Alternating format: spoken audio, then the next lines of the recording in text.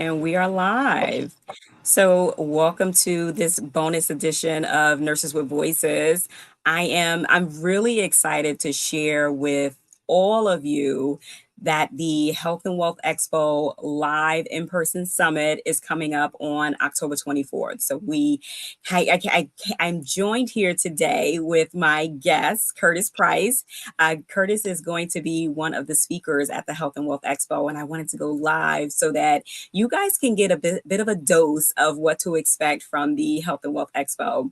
So, for those of you who are not familiar, and I hope a lot of you are, earlier this year we hosted the Health and Wealth Expo, a virtual summit. It was a 2-day event, it was virtual, and it was outstanding. And you can go to Health and Wealth Summit 2024.com and you can review all of the highlights from that particular summit. Now we are coming to you live and in person at the National Harbor in Maryland, And I'm actually really excited about this because this is coming full circle for me. Last year in October, I launched my book, Confessions of a Nurse Executive, The Conscious and Unconscious Bias in Healthcare. And I launched my book in Washington, D.C. So now, and the spinoff from that was the Health and Wealth Expo virtual summit. And because during the book signing, we got to talking, there was a lot of conversation surrounding health and wealth and, just insurance and quality measures. And it really spiraled into this conversation about health and wealth. And it made so much sense to host a summit about it. And subsequently, we were asked to host an in-person event. And our first event is going to be, I'm proud to say, in the DMV area at the National Harbor. So I wanted to join you guys today, come to you live and have Curtis Price here. And I want to talk a little bit about what he's going to be talking about at the expo. You have to come see him. When I talk to him, I just get so intrigued with his conversations. You do not want to miss. And the lineup for the in-person summit is going to be just as amazing. And I'm going to stop there so that Curtis can go ahead and introduce himself. So Curtis, go ahead and introduce yourself to the listeners. What's up? Well, Dr. Lendra, absolute honor and pleasure. Really grateful for you to have me, have the opportunity to share and just talk with all of your folks out there. So my name's Curtis Price. I'm a author. I'm a coach. I'm a serial entrepreneur. And I've written a book recently that looks, basically it's called The Itis Revealed. And essentially I look at sugar's role through history, how sugar fueled the slave trade to the Americas, how sugar is still enslaving the Black and brown communities today, and most importantly, how you can actually break free from its shackles. And I've been on a health food and kind of healthy lifestyle journey, very interesting kind of childhood. My grandparents opened up one of the first health food stores between Washington, D.C. and Baltimore in 1971. So a long time ago, we've had the store. We closed over COVID, but we had the store for literally over 50 years. So growing up, I literally was inside the natural food industry, and just journeying through life. Don't want to ramble too much, but saw the natural food industry really grow. I remember going to expos when I was a kid, and they were so small. Whole Foods. I always will joke with folks like Whole Foods today. Back then in the 70s, you couldn't have a Whole Foods that big. Right now you go in, they're like the size of a regular huge supermarket. But back then you couldn't because there wasn't as many manufactured products to fill a Whole Foods store. Right. Growing up and seeing this evolution of packaged products, and I remember we were kids and we got cereal in the store, and I was all like, oh, we got cereal. And then, it was absolutely horrible, because it was just so, it's come a long way. The natural food industry has come a long way. Let But me ask you growing a up, question. yeah, go for it. I'm sorry. Let me ask you a question. When You were, and you mentioned this to me, and I want you to correct me. You said that you owned one of the first health food stores, Yeah, so and talk a little bit about that. yeah, so basically graduated college from Bowie State University. So all my HBCU folks out there, stand up. Graduated college, and I started to work in my family store more. I always worked there. Whenever I would be a real entrepreneurial environment, there's no such thing as child labor laws. If you're if you're growing up in the business, you're gonna stock something. My grandfather always had me cleaning windows. But after college, I really started to look at the store like a business. Right. And it was right around this time that these Dr. Atkins bars came onto the market. And people were coming in buying like 8 boxes of these bars. They were walking out like stacks. And I'm sitting there like, what is up with these bars? We have all kinds of stuff in the store. No one's buying 6 boxes, 8 boxes. And I it went from like a shelf, and then I found more products and went to an end cap. And I was able to convince my grandmother for me to carve out this section in the store that was like a low carb, little area. And I got a freezer, and then I tracked the sales of the area. So I put a special key on the cash register. And needless to say, not too long after that, I opened up one of the first low carb, low sugar stores in the country. It was called Whoa, That's Low, the low carb, low sugar superstore.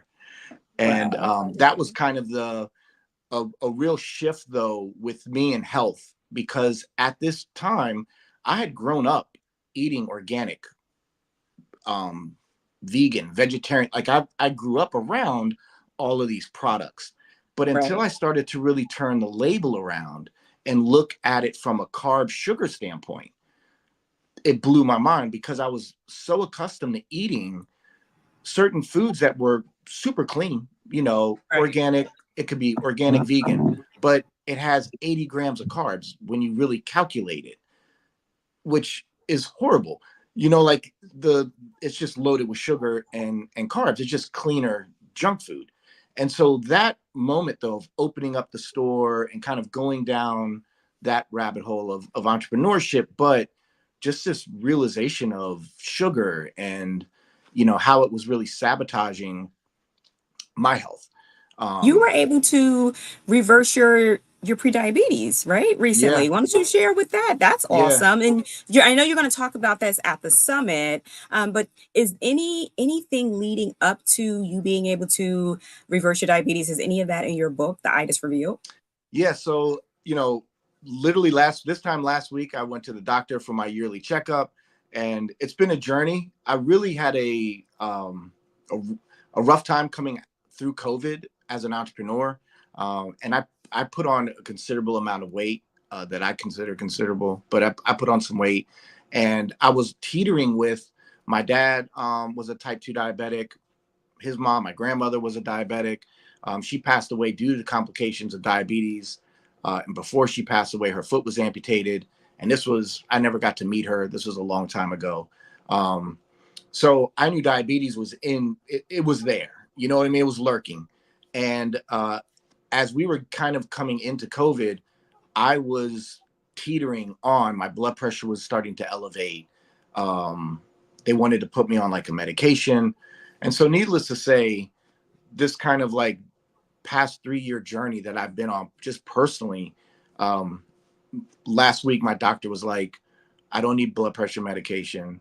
My blood pressure is totally normal. My A1Cs were 5.5. And she was like, you are officially not pre-diabetic, and you have a complete clean bill of health. Your blood work, your liver, everything is great. And she was like, what did you do?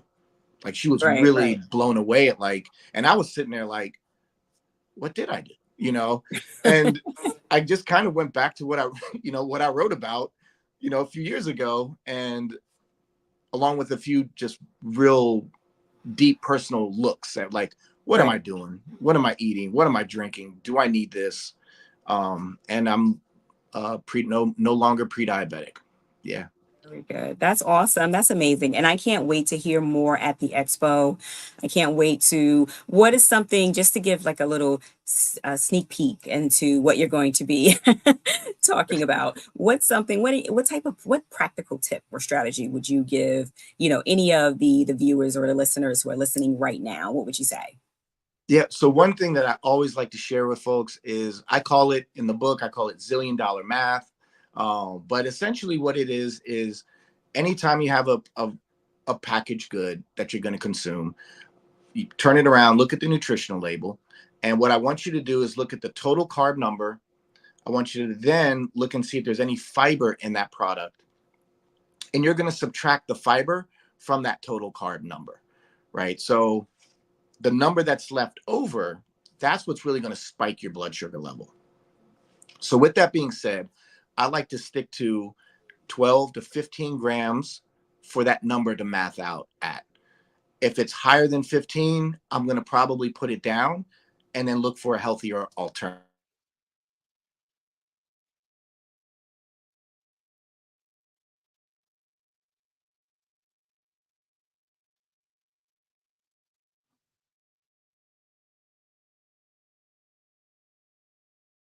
Carbs.